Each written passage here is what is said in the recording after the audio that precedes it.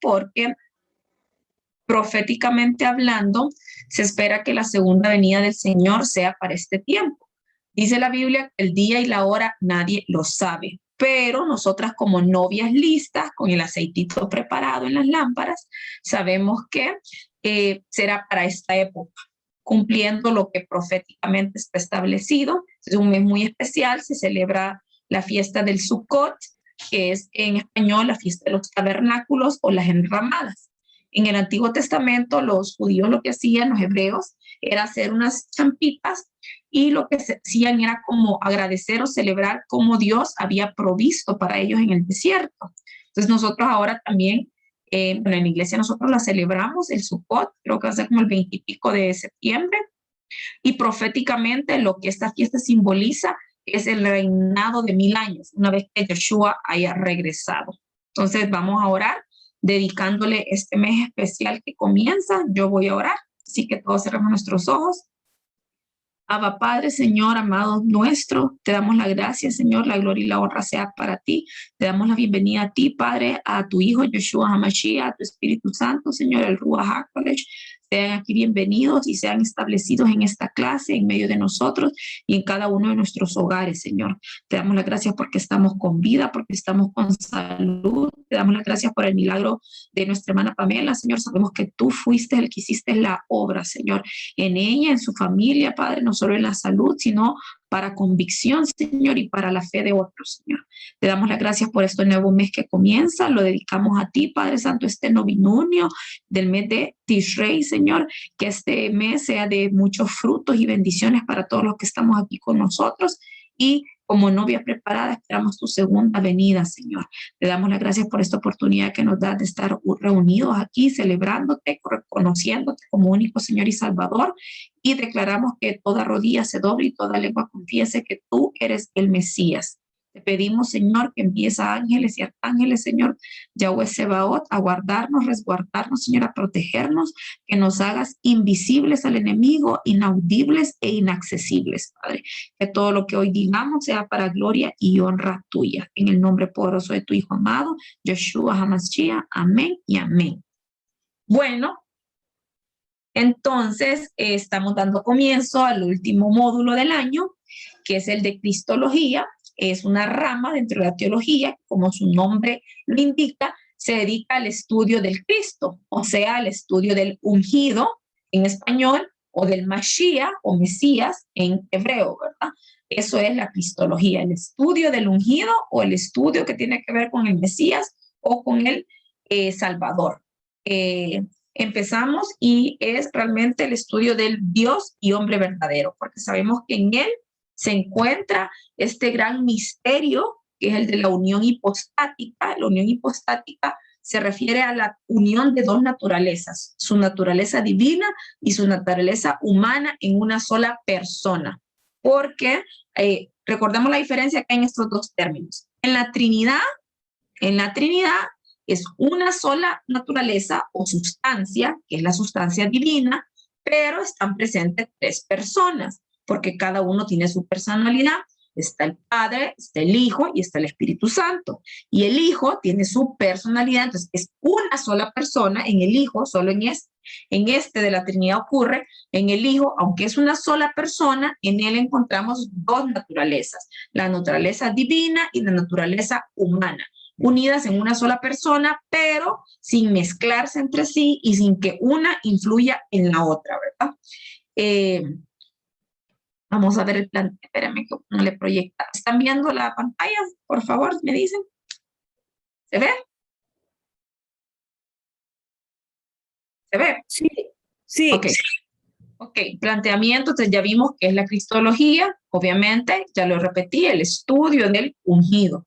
¿Cuál es la razón de su estudio? Pues realmente como cristianos, este es como el eje central de nuestra fe, ¿verdad? Lo que tiene que ver con Cristo, porque nuestra fe es cristocéntrica. Cuando hablamos de Cristo, siempre vamos a referirnos a lo que es el ungido, porque para muchas personas ahora que está como en boga el tema del judío o del mesianismo, mencionar a un Cristo es pagano o es insultante, ¿verdad? Porque para ellos solo está decir Joshua o Hamashiach, Jesús el Mesías. Entonces, para un judío, un hebreo que cree en el Mesías, mencionarle como Jesús o Cristo es insulto. Realmente son cosas de semántica o de idioma, ¿verdad? Sabemos que entonces Cristo es simplemente que significa ungidos, así como nosotros que somos cristianos, somos pequeños ungidos. Eso significa pequeños ungidos. Entonces, vamos a ver la diferencia entre la fascinación por el Jesús histórico y el Jesús de la fe.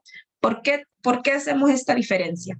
Porque hay una rama de los teólogos o cristianos que se centran únicamente en esto, en el Jesús de la historia. ¿Quién es el Jesús de la historia? Es el Jesús humano, en que él nació, en dónde vivió, en qué época, quién estaba reinando, etcétera. Lo que se ubica en los 4 evangelios. Los 4 evangelios nos hablan del Jesús histórico, pero hay otros que dicen que la fe católica idealizó mucho esto y se terminó solo centrando en el Jesús de la fe.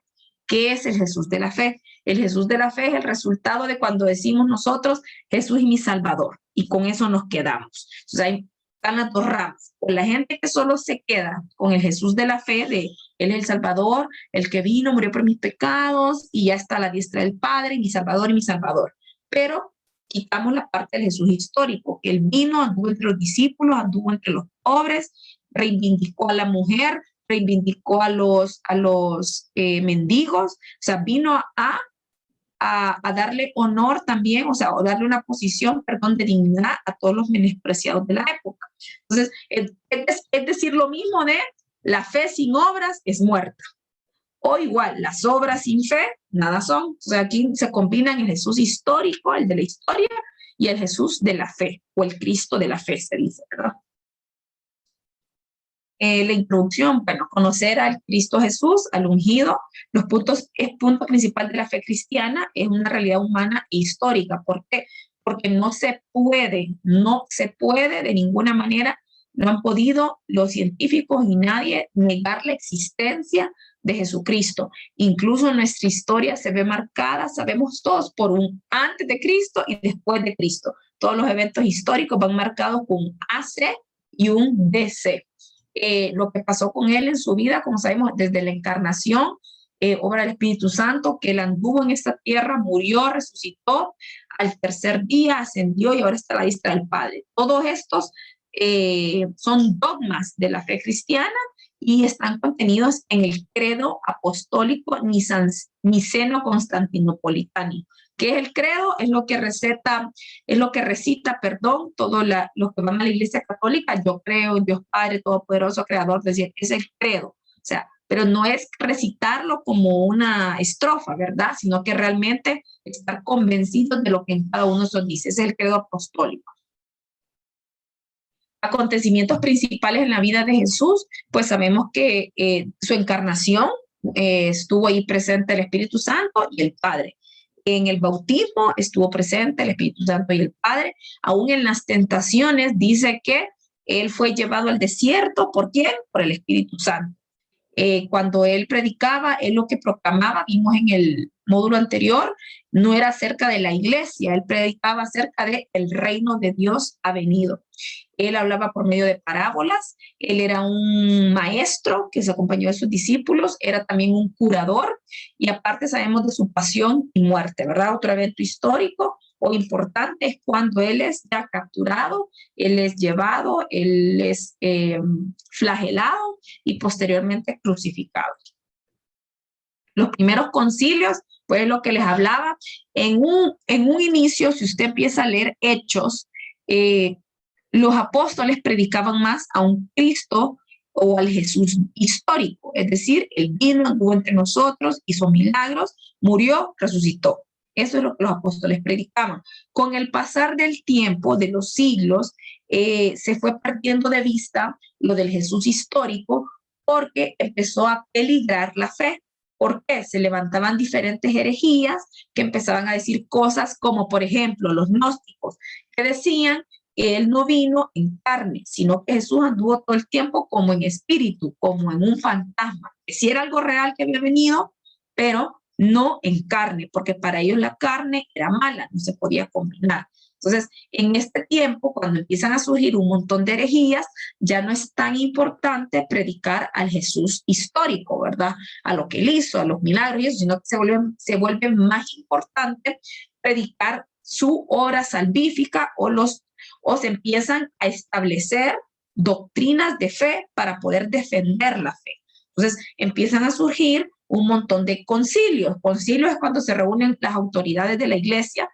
Uno de los primeros es el concilio de Nicea, también tenemos el de Constantinopla, el de Calcedonia. Se reunían las autoridades eclesiales en aquel entonces y empezaban como les digo yo, a derrochar ciencia, filosofía y teología y a establecer los dogmas de la fe. Con el establecimiento de dogmas de la fe es donde se empiezan igual un montón como de separaciones dentro de la iglesia. Entonces sabemos que veníamos de un contexto, la línea histórica es judeo-cristiana. ¿Por qué judeo-cristiana?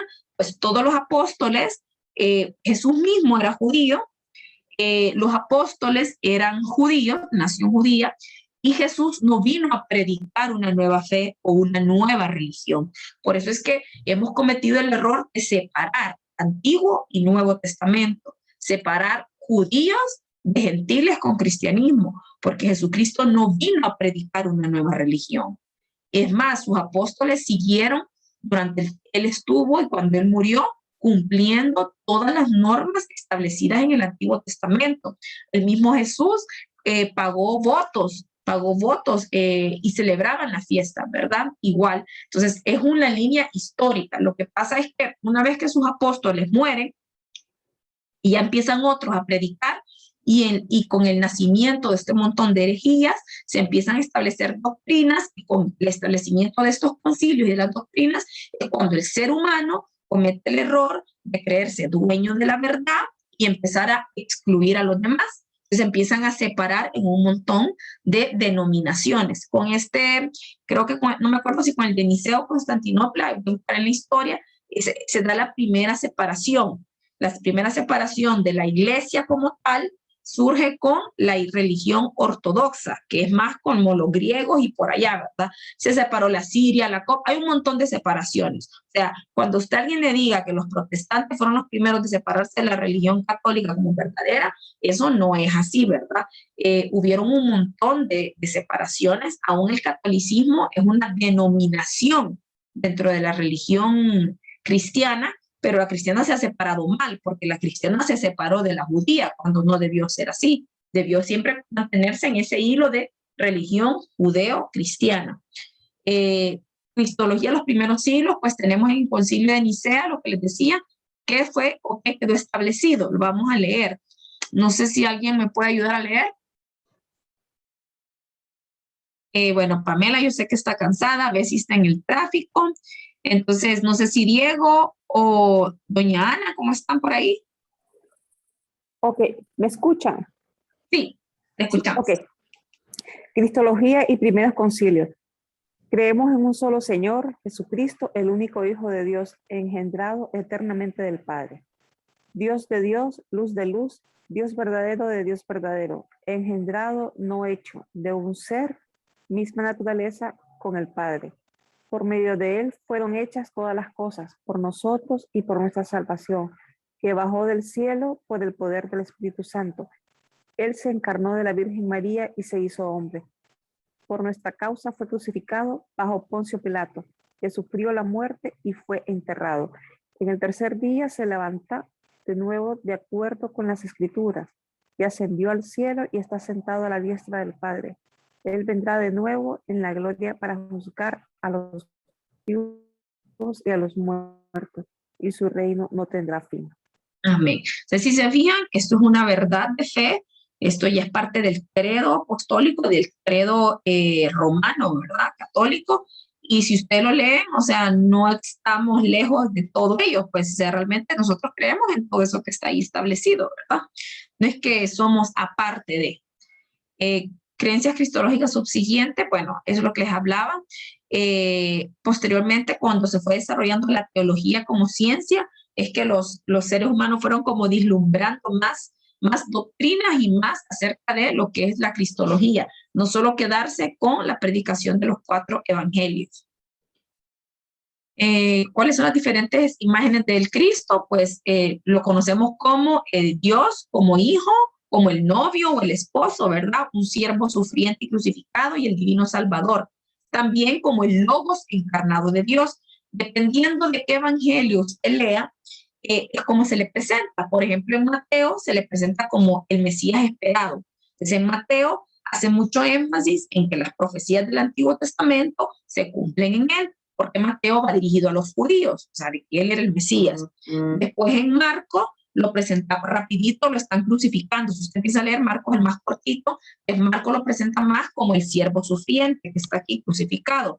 Tenemos a Lucas, que lo presenta más como el hijo del hombre, y tenemos a Juan, que lo presenta ya como deidad, como el Logos encarnado, y el Logos se hizo carne, comienza Juan. Entonces, ¿el Logos qué es? Hemos hablado de este término de Logos, que se traduce en el español, el verbo se hizo carne, pero está mal traducido, porque a mí que me digan el verbo en español para nosotros es acción, ¿verdad?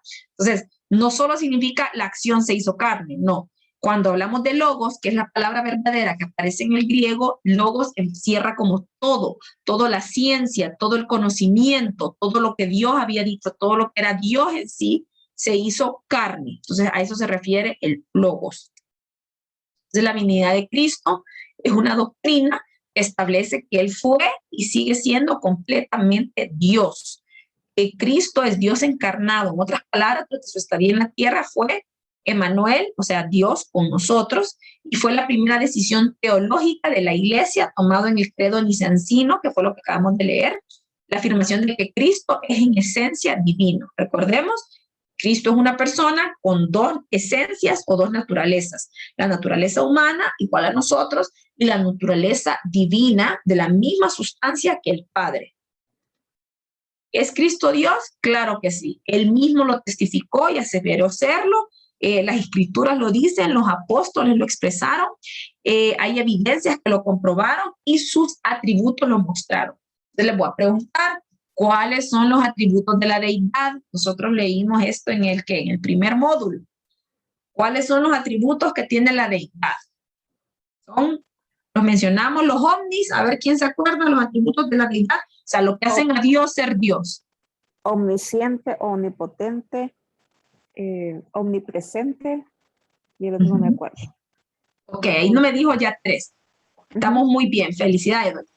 Omnipresente, sabemos que está en todas partes. Entonces, lo comparte el Espíritu Santo. Lo vimos primero como parte de Dios Padre. Después en el módulo del Espíritu Santo vimos que el Espíritu Santo está en todas partes. Y ahorita en Jesús, en Cristo, vemos que igual Él es omnipresente, es omnisciente, que todo lo sabe, es omnipotente, que tiene todo el poder. Y aparte es eterno y es inmutable. Eterno, infinito e inmutable. Dijimos que eterno se refiere a una extensión en el tiempo e infinito a una extensión en el espacio que no tiene fin. Entonces, sí, para decir que Él es deidad, tiene que tener todos estos atributos. Si Él los tiene, es que porque es deidad. ¿Es Cristo Dios? Declaró ser Dios, está declarado tanto en el Antiguo como en el Nuevo Testamento. En Juan, él mismo dice, yo soy el buen pastor. No vamos a leer todas estas citas, pero hemos leído varias veces que él dice, yo soy la luz, yo soy la verdad, yo soy el camino. Y uno de los más importantes es cuando él está hablando de Abraham. Aquí dice Juan 8:5, Jesús les dijo, en verdad os digo. La quinta, antes que Abraham naciera, yo soy. O sea que ese nos está hablando de su preexistencia. El hecho de que él haya existido antes de, habla de su eternidad. Entonces él mismo dijo, yo soy. Y yo soy era el término como el mismo Yahvé se refería a él mismo en el Antiguo Testamento, el yo soy. Entonces, por esto cuando ya los saduceos y los fariseos empiezan a quererlo perseguir para crucificarlo, porque él mismo se está atribuyendo ser la deidad. Por esa frase de decir, antes que Abraham fuera, yo soy. Sus declaraciones, pues él declaró ser igual a Dios, tenía la autoridad para perdonar pecados. ¿A cuánta gente no le dijo? A la mujer pecado, vete y no peques más. Tenía el poder para levantar muertos, como lo hizo con Lázaro. Tenía el poder para recibir adoración. Él tenía autoridad de recibir adoración, para legislar legislar, para enviar a otros. Sus palabras, bueno, no vamos a leer todo eso, pero declaró ser el Mesías. Están las comparaciones de lo que él decía junto con los salmos. Aceptó, aquí lo que les decía, aceptó la oración de un leproso, un gobernante se le arrodilló, calmó la tempestad y lo adoraron. La mujer cananea lo adoró, la madre de Juan y Santiago lo adoraron. Incluso sabemos que antes de morir, él permitió que sus pies fueran ungidos con nardo, ¿verdad? Y aun cuando Judas se enojó, él dijo como, deja que me rinda adoración, pues. Entonces era porque él mismo estaba atribuyendo ser la deidad.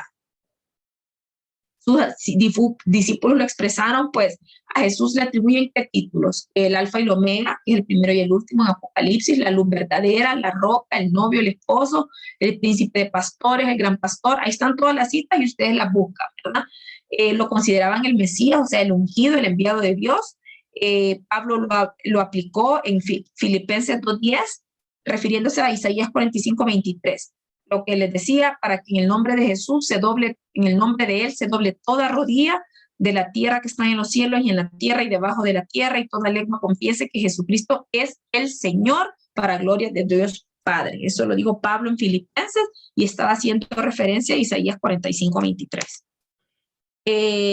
Siguen hablando de más ejemplos de cuando sus discípulos lo atestiguaron. Bien importante en esta cita, la que estoy mencionando, es Colosenses. Colosenses es uno de los libros que empieza afirmando su preexistencia y su deidad, su supremacía, porque él dice que todas las cosas fueron creadas por medio de Jesucristo, para él y por él subsisten, y que él era antes de todas estas cosas. Entonces, ese pasaje de Colosenses es bien importante para hablar de su preexistencia, o sea, el ser eterno, y su preeminencia, que él está por encima de todas las cosas. ¿Qué otras evidencias milagrosas? Pues las profecías cumplidas con el nacimiento de él. Aproximadamente 300 profecías del Antiguo Testamento fueron cumplidas. Su vida fue milagrosa. Aparte de los milagros que él realizó, él no tenía pecado. O sea, a pesar de que compartía esa naturaleza humana en nosotros, él no se dejó vencer por el pecado. Y aparte, su resurrección, porque sí murió como hombre. Sabemos que como hombre murió, porque un Dios no puede morir. Entonces, él murió como hombre, y como hombre él fue resucitado, y ahí fue donde es glorificado. Sus atributos lo mostraron, lo que hablamos al inicio: su omnipresencia, ahí están las citas; omnisciencia, ahí está; omnipotencia, ahí están las citas; inmutable y eterno, ahí están las citas y ustedes las revisan. Pero son los atributos que se le dan a la deidad. Ahora hablamos de su otra naturaleza, porque estamos hablando de la unión de estas dos. Ya hablamos de su naturaleza divina, ahora vamos a hablar de su naturaleza humana. Entonces, Cristo no solo fue, dice en el libro de Charles Riley, el teólogo, Cristo no solo fue completamente Dios, sino completamente un hombre, con una importante excepción a nuestro concepto usual de humanidad, porque él no tuvo pecado. Él nació sin pecado, fue concebido de pecado. ¿Por qué? Porque aunque se utilizó el vientre de María y llevaba genética de María, la unión de espermatozoide de hombre con óvulo de mujer no se dio. Entonces no se dio esa transferencia de la herencia de pecado o de maldad, porque su ADN fue provisto totalmente por el Espíritu Santo, por Dios a través del Espíritu Santo. Entonces es una doctrina vital que Cristo tenía que ser humano. ¿Por qué tenía que ser humano? Porque entonces si solo hubiese sido divino, no hubiese podido morir por nosotros, y sus sufrimientos habrían perdido valor. Porque tuvo un cuerpo humano, sabemos que él sufrió, realmente sufrió emocionalmente de haber sido traicionado por su amigo Judas, sufrió emocionalmente la humillación que recibió de parte de todos los que lo flagelaron, ¿verdad? Sufrió emocionalmente de haberse visto solo, porque aún Pedro lo negó, y aparte sufrió físicamente todo lo que fue la tortura. Entonces tenía que ser hombre para que sus sufrimientos igual tuvieran valor. Tenía que ser hombre para podernos comprender a nosotros y darnos un ejemplo de vida, y tenía que ser hombre para poder morir. Si no, no hubiese morir, pues, porque Dios no muere. Dice Juan 4:2, en esto conocéis el Espíritu de Dios. Todo espíritu que confiesa que Jesucristo ha venido en carne es de Dios. Entonces, cuando alguien niegue la humanidad de Jesús, o la humanidad o la divinidad, entonces hay una cita que igual se refiere a eso, al anticristo, ¿verdad? Negar su humanidad o negar su divinidad es parte de lo que el anticristo va a hacer. Su desarrollo humano lo afirma, pues él nació de una mujer humana, de un vientre humano. Sabemos que como niño él creció en estatura y sabiduría, él comía, él tenía sed, él tenía hambre, aparentaba su edad, se cansaba también y como dijimos tenía emociones, tanto de tristeza cuando Lázaro murió, ¿verdad? También sentía ira o cólera o enojo cuando hizo lo que hizo en el templo. Igual tenía la capacidad de sentir compasión. ¿Dónde demuestra la compasión? Cuando la mujer sirofenicia le dice que quería un milagro y él le dice que no, que ha venido por las ovejas de la casa de Israel, no por los perros, y ella le dice que hasta los perros pueden comer de las migajas que lanzan de la mesa, y, a él y ahí donde él expresa compasión y dice, tu fe te ha sanado, ¿verdad? Te ha recibido el milagro. Su muerte humana lo afirma, ¿sabe? Lo que les decía, o sea, él tenía que venir como hombre para poder morir, un Dios no muere.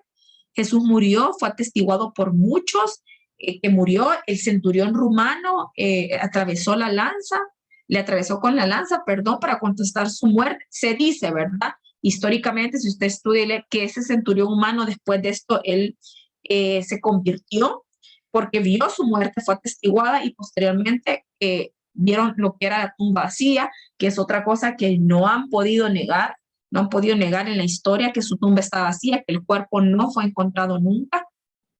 De aquí se fue confirmado por sus verdugos y fue enterrado como era la costumbre. Fue embalsamado, fue envuelto, lo pusieron en una de las tumbas de José de Arimatea. Entonces son cosas, son hechos que han sido constatados y verificables. Él tuvo una muerte humana. Entonces, este es el término que les hablaba, lo que es la unión hipostática, se refiere a la unión de esas dos naturalezas, la completa deidad y la completa humanidad en una sola persona. Es un Dios hombre con tres aspectos que deben de considerarse, que Él es una persona, pero tiene dos naturalezas distintas, la humana y la divina. No hay mezcla entre estas dos naturalezas y aunque Él las tiene, estas dos naturalezas que no se mezclan y no influyen una de otra, Él es una persona. Pero ¿qué pasó? Cuando Él vino a la tierra, nosotros hablamos del término kenosis. Kenosis se refiere al autodespojo que Él hizo. ¿De qué se despojó?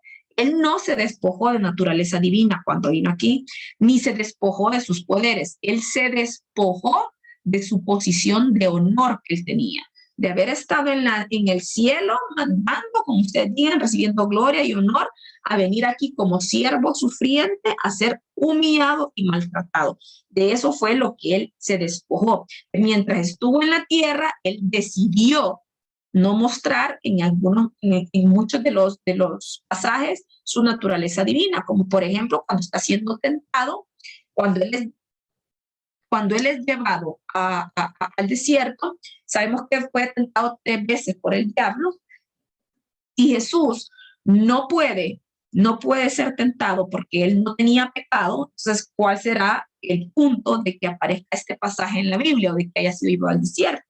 Entonces, hay varias teorías. Número uno, demostrarnos el carácter de Satanás, que aún sabiendo que era Jesús y que no iba a pecar, o sea, Satanás no se detiene, o sea, él es persistente, o sea, la insistencia y la persistencia de Satanás, que aún cuando él sabe para dónde va incluso él, que está reservado el lago de fuego, él siempre intenta quedar como que es el que tiene poder e intenta llevarse el mayor número posible con él. Entonces, una de las teorías. Y la otra, mostrarnos a nosotros que él podía ser tentado y mostrarnos a nosotros, darnos como un ejemplo de cómo vencer las tentaciones.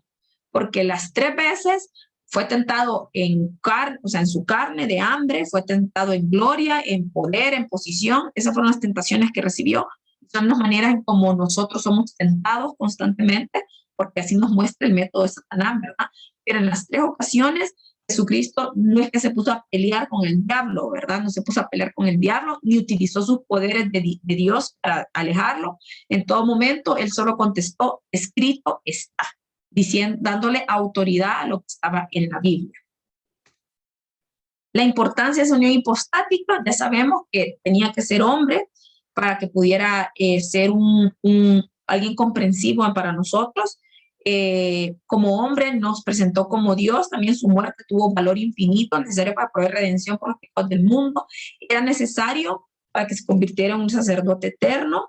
Era una forma de identificarse con nosotros, lo que le está diciendo, para revelarnos a Dios de una manera perfecta y para ser nuestro ejemplo de vida. Son las diferentes, la importancia de que Él haya venido como hombre y como Dios.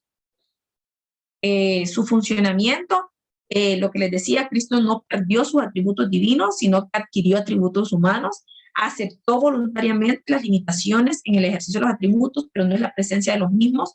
O sea, lo que les decía, o sea, Él no se despojó de sus poderes, lo que Él dejó fue su posición de honor y de gloria. No hay un verso en la Biblia que hable específicamente de esta realidad, no obstante, hay versos que presentan a Cristo como Dios y otros como hombre. Entonces, tenemos pruebas en la Biblia. La palabra unión hipostática no la va a encontrar, es un término teológico, como les dije, necesario, que surgió de todos los concilios cuando empiezan a surgir las diferentes herejías.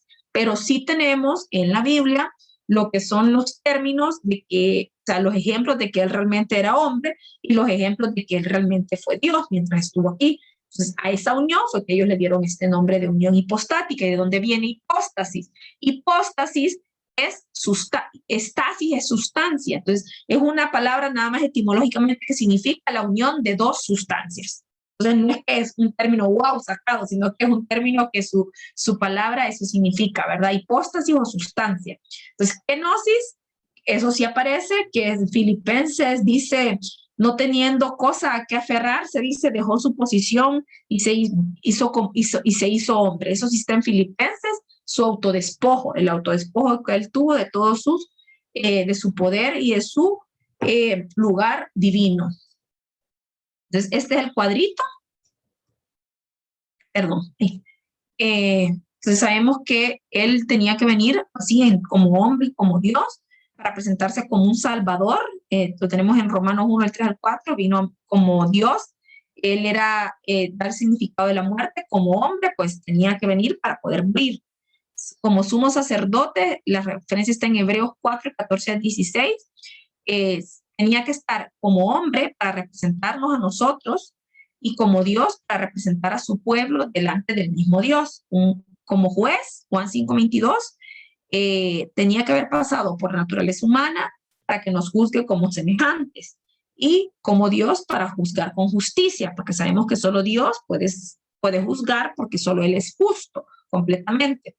Y como fuente de la vida cristiana, 1 Juan 2:6, como hombre nos presenta un ejemplo, Él es nuestro ejemplo, y como Dios, Él es el que nos da el mismo poder a nuestras vidas para poder vencer esos pecados, tanto con el ejemplo como el mismo poder que Él nos da a través del Espíritu Santo.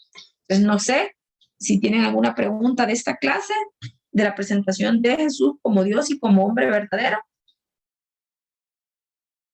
Recuerden estos términos: unión hipostática, que es la unión de las dos sustancias, divina y humana; kenosis, que se refiere a su autodespojo, haber dejado su posición de honor, y que Él se fue 100% hombre y 100% humano.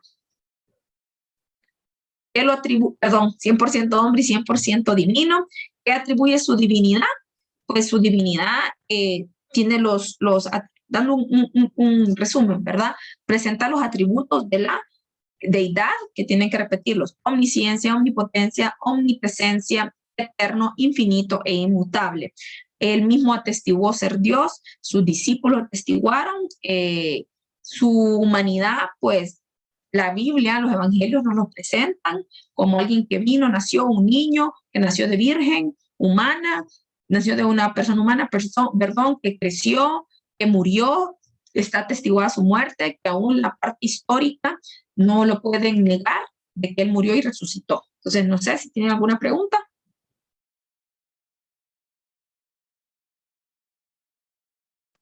No, de mi parte no. Estamos claros como el agua. Ok, entonces, no sé, bueno, si no hay más nada que decir, no sé, Pamela, si quiere agregar o preguntar algo. Bessie, William. El otro lunes que ya pase esto voy a tener preguntas, ahorita no. Ok, ahorita solo está procesando, muy bien. Entonces, bueno, eso fue todo por hoy, la clase de Cristología. La próxima semana Vamos a ver el triple oficio de él, que vino como profeta, que se presenta, ¿verdad? Como profeta, como sacerdote y como rey. Entonces, esto ha sido todo. Repasen, ¿verdad? Un poquito este cuadro, igual repásenlo y nos vamos a ver el próximo lunes. Entonces, vamos a orar. Voy a cerrar yo también. Padre amantísimo, damos la gloria y el honor a ti. Gracias por esta clase, Señor. Gracias por cada uno de mis hermanos que tú has traído, Señor. Sabemos que está aquí el que tú quieres que esté, Señor, para cuales tú ya tienes un propósito establecido y tú los has escogido, Señor. Sabemos que todos vamos a perseverar hasta el final, pero te pedimos a ti la fortaleza, Señor, y la convicción, Padre mío, de continuar por amor a ti primeramente. Señor, nos despedimos de esta clase, Señor, por no de tu presencia. Guárdanos, cúbrenos, Señor, llévanos con bien en el hueco de tu mano. En el nombre poderoso de tu Hijo amado Jesucristo. Amén y amén. Tengan todas bendiciones. Amén. Buen provecho ahorita que vayan a cenar. Y bueno, Pamela, que te sigas mejorando y nos vemos el próximo lunes. Gracias, amén. Adiós. Bendiciones a todos. Bye. Bendiciones a todos. Cuídense.